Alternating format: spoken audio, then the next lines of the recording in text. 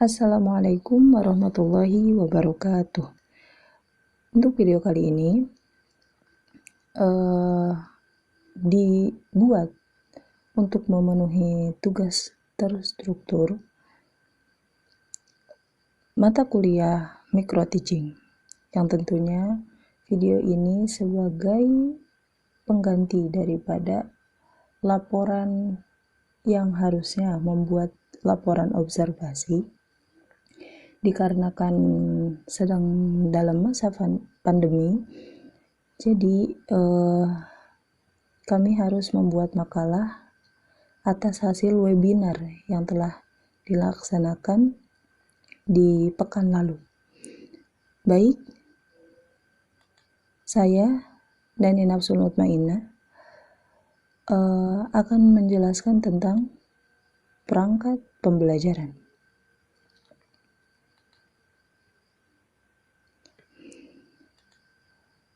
Perangkat pembelajaran yang akan saya bahas ada 5 poin. Yang pertama adalah definisi daripada perangkat pembelajaran. Yang kedua adalah landasan hukum. Yang ketiga adalah tahapan dalam mempersiapkan pembelajaran. Yang keempat adalah buku kerja guru. Dan yang terakhir adalah penilaian. Baik, langsung saja.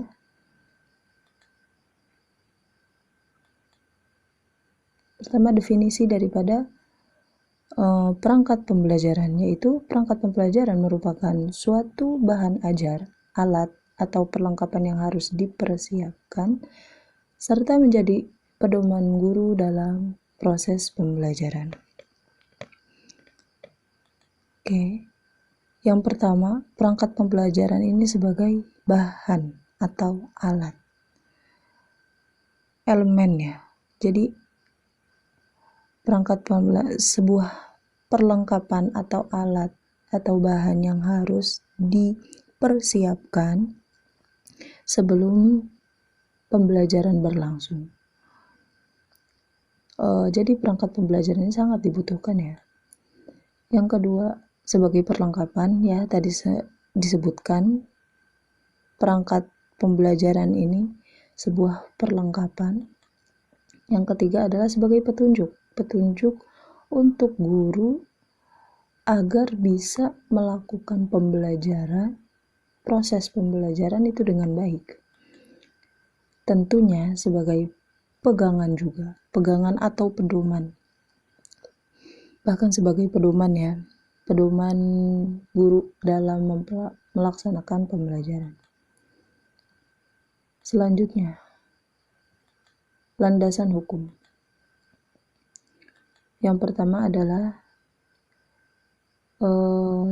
pada Permendikbud nomor 22 tahun 2016, yaitu membahas tentang penyusunan perangkat pembelajaran dalam bentuk rencana pelaksanaan pembelajaran RPP dan juga silabus yang berdasarkan standar isi.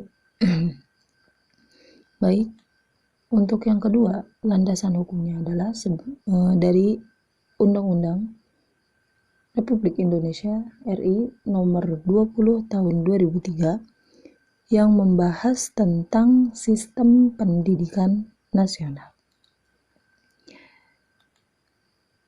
Oke, selanjutnya adalah tentang tahapan dalam mempersiapkan pembelajaran. Ada 3 tahapan. Yang pertama adalah pra-pembelajaran. Dalam tahapan ini bukan hanya guru yang mempersiapkan, tetapi juga sekolah. Apa yang harus dipersiapkan oleh sekolah yaitu KTSP. KTSP ini adalah singkatan dari kurikulum tingkat satuan pendidikan. Isi daripada atau muatan daripada KTSP ini adalah pertama komponen, yang kedua lampiran. Komponen. Dalam komponen ini ada visi, ada 4 poin, maaf. Yang pertama adalah visi, misi, dan tujuan pendidikan suatu pendidikan. Visi. Dalam visi ini mendeskripsikan cita-cita yang akan dicapai oleh suatu satuan pendidik.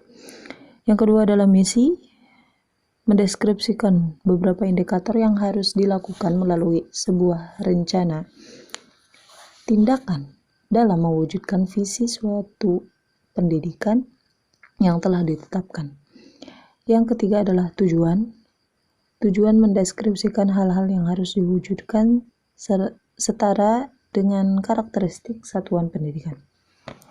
Itu poin pertama. Poin pertama adalah visi, misi, dan juga tujuannya.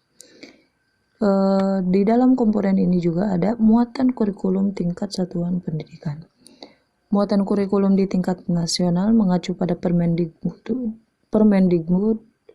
nomor 69 tahun 2013 dan Permenag nomor 912 tahun 2013. Muatan yang kedua adalah muatan kurikulum di tingkat daerah. Lalu muatan kekhasan suatu pendidikan, beban belajar yang terdapat dalam KTSP diatur dalam bentuk sistem paket. Terus beban belajar tatap muka, tugas terstruktur dan kegiatan mandiri, serta beban belajar tambahan. Poin keempatnya adalah kalender pendidikan, yaitu membahas permulaan waktu pelajaran, mengatur waktu belajar secara efektif, dan juga mengatur waktu masa libur ya. Dan itu poin-poin yang ada dalam komponen yang harus ada dalam KTSP. Dan terakhir adalah lampiran-lampiran, yaitu panduan program ekstrakurikuler serta silabus dan KIKD dan RPP mata pelajaran.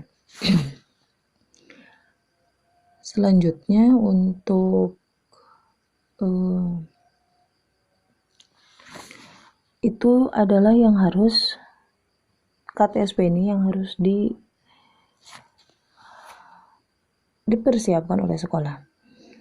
Dan yang harus dipersiapkan oleh guru adalah pertama silabus. Silabus adalah salah satu yang dijadikan acuan untuk mengembangkan RPP. Dikutip dari dokumen KTSP bahwa pengertian silabus adalah rencana pelajaran yang mencakup standar kompetensi dasar, bahan ajar, kegiatan belajar, dan penilaian prestasi siswa. Itu menurut KTSP, silabus adalah, jadi silabus ini sebagai rencana pembelajaran yang mencakup standar kompetensi.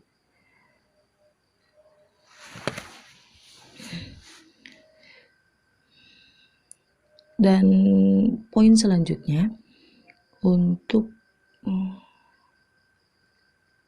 perangkat-perangkat yang harus dipersiapkan oleh guru adalah PROTA, program tahunan.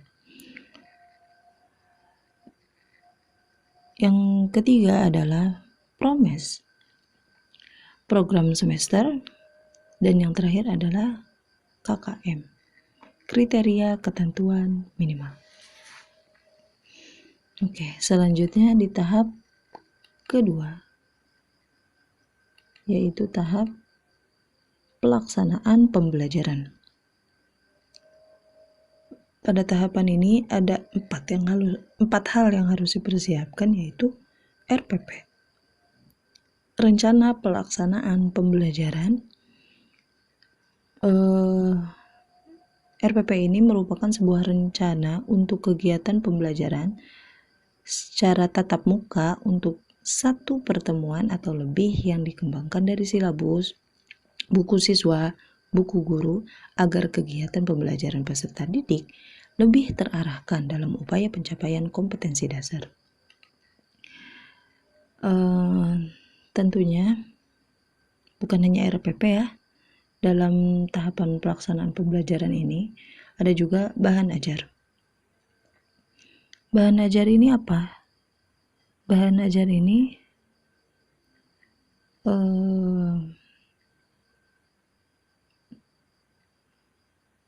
suatu materi pelajaran yang disusun dengan sistematis, digunakan oleh guru, oleh siswa dalam pembelajaran untuk mencapai tujuan yang diharapkan. Jadi bahan ajar ini sangat dibutuhkan dalam pembelajaran agar siswa dan guru mencapai tujuan yang diharapkan dalam pembelajaran tersebut. Selanjutnya adalah media pembelajaran. Media pembelajaran ini adalah segala bentuk dan saluran yang digunakan menyampaikan pesan atau informasi. Jadi media pembelajaran ini digunakan oleh guru agar materi yang disampaikannya bisa dengan mudah dipahami oleh siswa. Selanjutnya adalah metode pembelajaran yang harus betul-betul dipersiapkan sesuai dengan karakteristik anak. Metode apa yang harus digunakan dalam pembelajaran itu pun harus dipersiapkan dengan matang. Selanjutnya, tahap terakhir yaitu pasca pembelajaran. Dalam pasca pembelajaran ini ada 3 hal yang harus dipersiapkan oleh guru, yakni lembar penilaian, yang kedua adalah bank soal, yang ketiga adalah tugas mandiri ataupun tugas kelompok. Itulah tahapan-tahapan dalam mempersiapkan pembelajaran. Selanjutnya masuk ke poin ke-4, yaitu perangkat pembelajaran guru atau bisa disebut juga dengan buku kerja guru. Buku kerja guru ini digunakan ketika dalam masa normal ya, ketika luring, di luar jaringan. Sedangkan sekarang ini ada dalam masa pandemi, jadi buku kerja ini tidak digunakan. Oke, untuk yang pertama mengenai buku kerja ini ada 4 buku kerja guru. Yang pertama mengenai SKL, silabus, RPP, dan KKM. SKL apa? Yaitu standar kompetensi lulusan. Jadi dalam buku kerja guru ini berisikan tentang standar kompetensi lulusan. Selanjutnya adalah silabus. Yang kedua adalah RPP, rencana pelaksanaan pembelajaran. Dan yang ketiga adalah KKM. KKM adalah kriteria ketentuan minimal.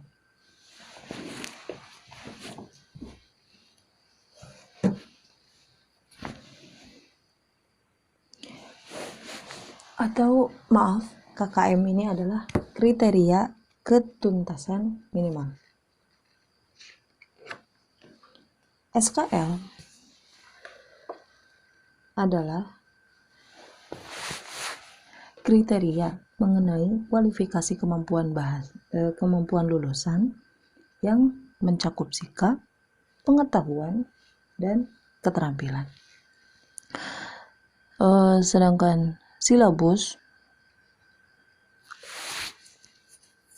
ini adalah rincian detail tentang rencana mengajar guru yang disusun dalam kelompok tema atau mata pelajaran tertentu.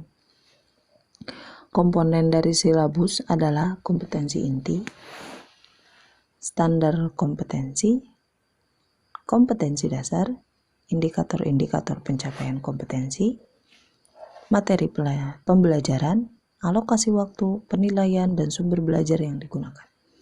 Itu adalah komponen-komponen daripada silabus. Selanjutnya adalah RPP atau pelaksanaan pembelajaran. Ini hal wajib yang harus dipegang guru sebelum melaksanakan pembelajaran. RPP merupakan perangkat yang berisi prosedur dan pengorganisasian pembelajaran untuk mencapai satu atau beberapa kompetensi dasar. Selanjutnya, kriteria ketuntasan minimal adalah kriteria yang ketuntasan belajar yang ditentukan oleh satuan pendidikan KKM pada akhir jenjang satuan pendidikan kelompok mata pelajaran. Selain ilmu pengetahuan dan teknologi merupakan nilai batas ambang kompetensi. Yang kedua, yang harus dipersiapkan oleh guru dalam buku kerjanya. Dalam buku kerja guru ini ada kode etik. Kode etik guru adalah norma ya. Norma atau asas yang harus dijalankan oleh guru di Indonesia sebagai pedoman untuk bersikap dan berperilaku dalam melaksanakan tugas profesinya sebagai pendidik. Lalu ada ikrar guru yang mana harus selalu diingat. Lalu tata tertib guru sesuai sekolah-sekolah masing-masing ya. Lalu pembiasaan guru. Lalu ada kalender pendidikan. Kalender pendidikan ini adalah kalender akademik tentunya. Istilah umum dalam dunia pendidikan yang merujuk kepada jadwal kegiatan tahunan suatu lembaga yang memuat semua hal terkait dengan proses belajar mengajar, penerimaan peserta didik, dan kelulusan. Itu semua dibahas, bisa dilihat dari kalender pendidikan ya. Lalu ada alokasi waktu. Lalu program tahunan, program semester, promes. Program tahunan dibuat agar guru mengetahui cakupan pada bab dalam mata pelajaran atau cakupan sub-sub tema dalam suatu tema yang harus dipelajari selama 1 tahun pelajaran. Nah, sedangkan untuk promesnya atau program semester ini merupakan penjabaran dari program tahunan. Program semester ini dijabarkan menjadi program bulanan serta program harian. Lalu ada jurnal. Buku jurnal mengajar saat diperlukan bagi para pengajar untuk menjadi panduan mengajar di mana para guru dapat mengevaluasi dirinya apakah materi yang diberikan mudah dipahami dan apakah tercapai atau apa yang menjadi kekurangan. Itu menjadi jurnal agenda guru ya. Itulah yang dibahas dalam buku kerja guru yang kedua. Selanjutnya, buku kerja guru yang ketiga adalah absensi siswa. Absensi siswa, apa itu absensi? Itu buku ini berisi daftar hadir peserta didik yang diisi setiap hari. Jadi perlu ya untuk kehadiran siswa ini didata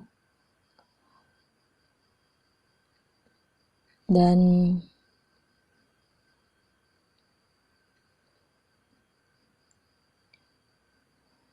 direkapitulasi per minggu. Berapa persenkah kehadiran pada masing-masing siswa itu dapat dilihat dari absensi siswa ya. Selanjutnya, instrumen penilaian atau daftar nilai.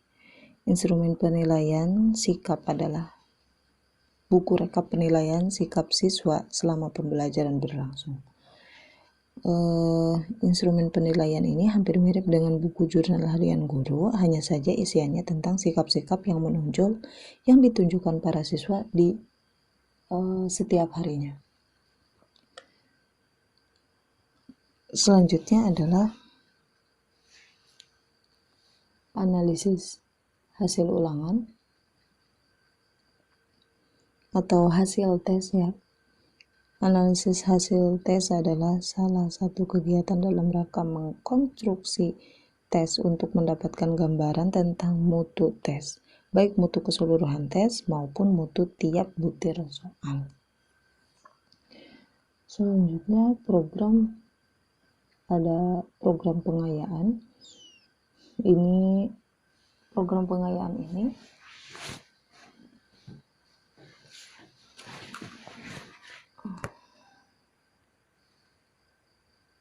bagi anak yang ber-IQ-nya high atau tinggi ya.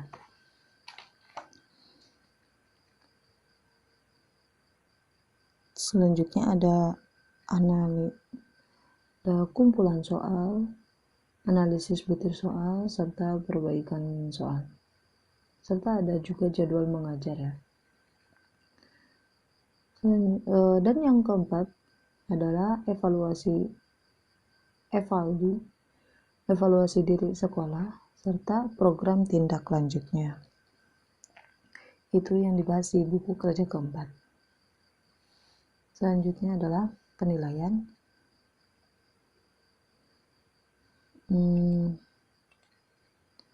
Pertama adalah formatif,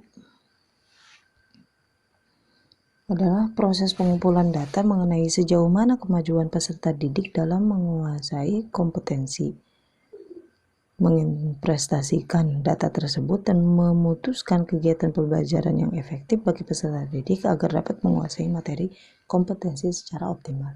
Dan yang kedua adalah sumatif. Sumatif adalah penilaian yang dilakukan pada setiap akhir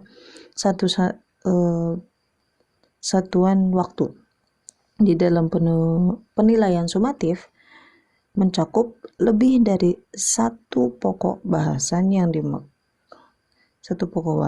dimaksudkan untuk mengetahui sejauh mana peserta didik telah dapat berpindah dari suatu unit pendidikan ke unit pembelajaran berikutnya.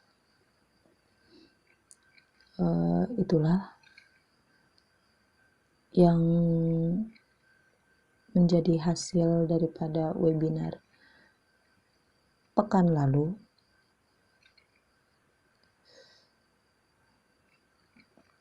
Ini yang dapat saya sampaikan. Kurang dan kurangnya mohon dimaafkan. Assalamualaikum warahmatullahi wabarakatuh.